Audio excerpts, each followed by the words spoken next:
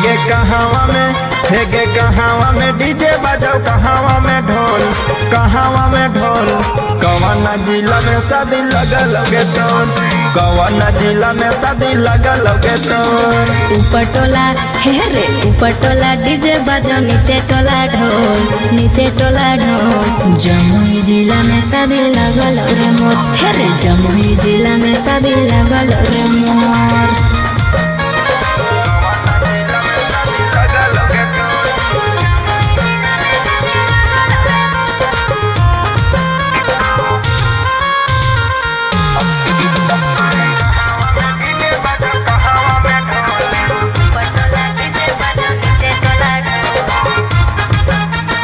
हेगे के तोर पिसा तोहर दिया गे के कर दिलम देम ही दर दिया गे भौजी पिसते हर दिया रे तोर दिलम देबो दर दिया रे सुनी रे के तोर पिसा तोहर दिया गे के कर दिलम देम ही दर दिया गे भौजी पिसते हर दिया रे तोर दिलम देबो दर दिया रे।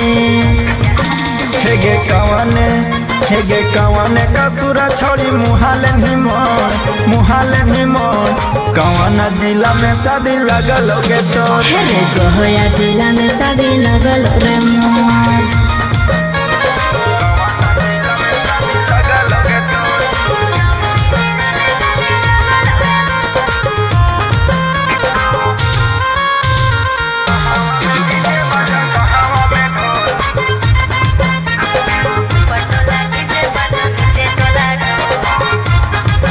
हेगे सुनना बोलना जखने डरे तो शंख पनिया गे टूट जीतो प्यार के कहानिया गे देवाला ले सुने किशोरिया रे माफ करे जय दे ससुरिया रे।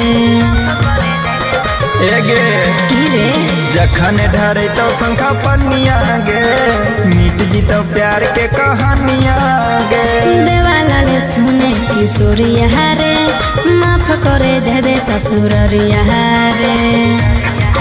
हेगे मुके सके छोड़ी तू देनी दिला तोड़